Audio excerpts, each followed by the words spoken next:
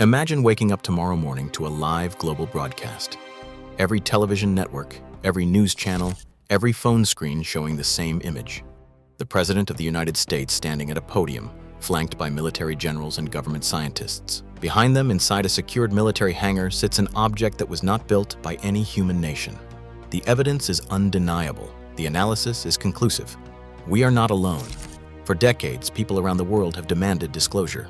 Marches, congressional hearings, freedom of information requests, whistleblowers testifying under oath, but almost nobody asks the more dangerous question. Not whether disclosure will happen. What happens the day after? To understand why this question matters, we first need to understand why humanity wants the truth so badly. For most people, disclosure is imagined as a moment of liberation, the confirmation that we are not alone in the universe. Access to technology centuries ahead of our own, a new golden age of science and discovery, the end of government secrets and hidden programs. Some even believe it would unite humanity, dissolving borders and rivalries in the face of something greater than ourselves.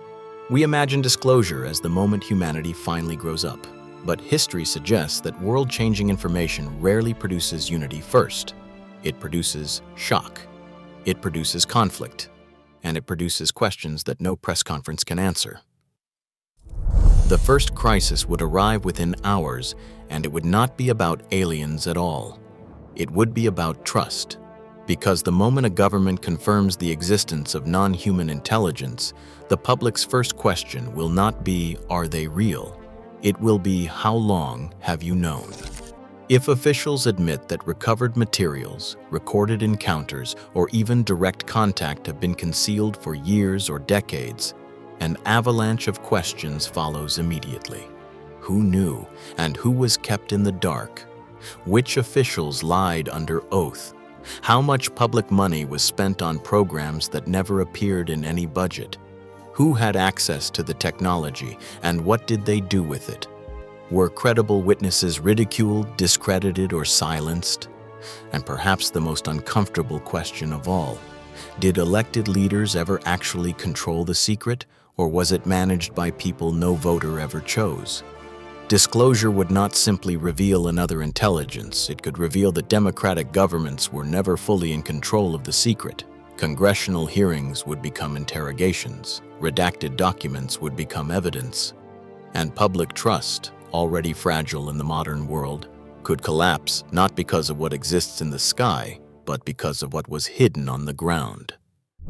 The second crisis would be about power. Assume for a moment that the recovered object uses technology far beyond our own, a new source of energy, some form of gravity control, materials that no human factory can produce, propulsion that requires no fuel and moves in ways that no existing weapon can track or intercept. The instant that becomes public, one question dominates every capital city on Earth. Who controls that technology? The United States? China? Russia? A private aerospace corporation? A classified military program answerable to no one? The greatest discovery in human history would instantly become the greatest military advantage in human history. Even a full and honest disclosure would not end the suspicion. No rival government would believe that everything had been revealed.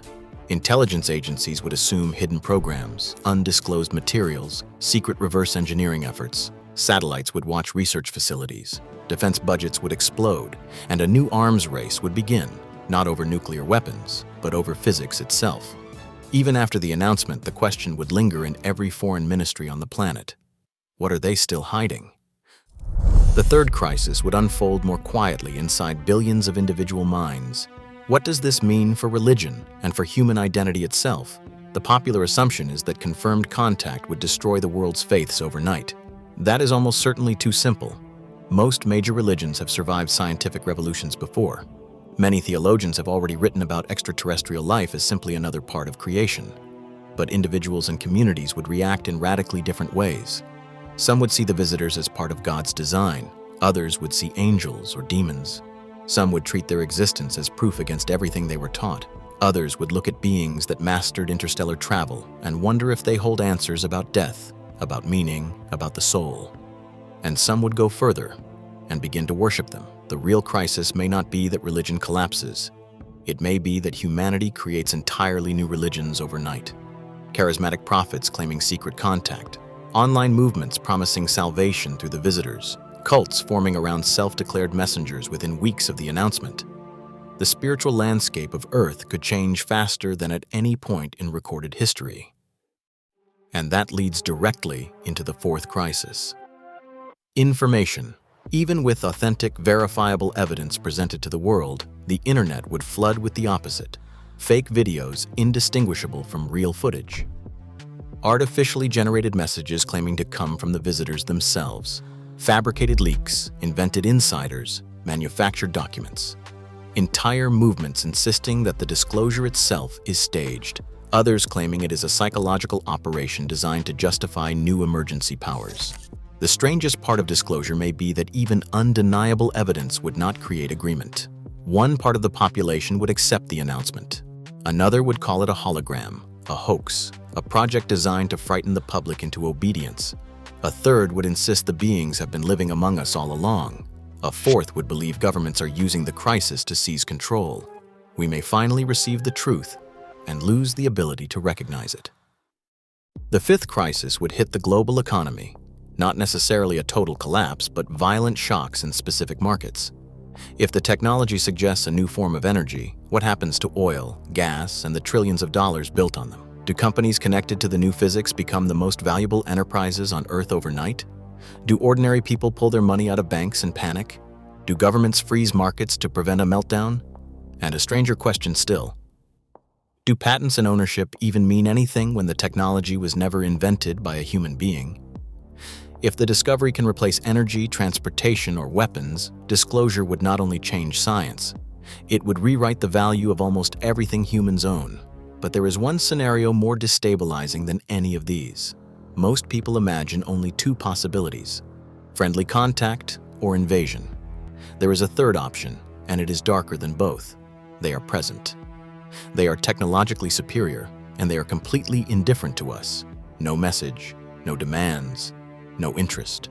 Perhaps they observe us the way biologists observe an ant colony, a temporary civilization, an experiment, an intelligence not yet worth speaking to. The most destabilizing message may not be that they want to destroy us. It may be that they do not consider us important enough to speak to.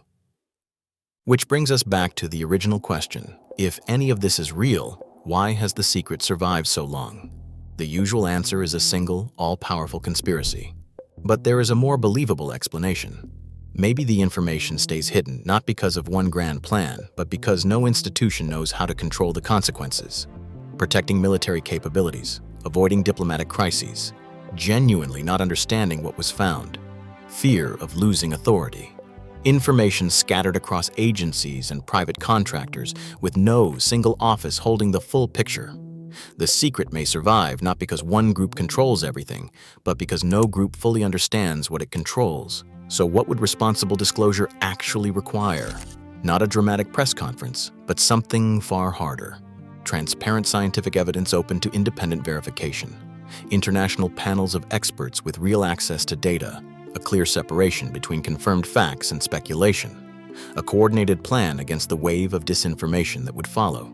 International agreements on who studies the technology and under what rules, and a gradual, honest process of informing 8 billion people. Because disclosure is not a press conference. It is a controlled transfer of reality from a small number of institutions to the entire human species.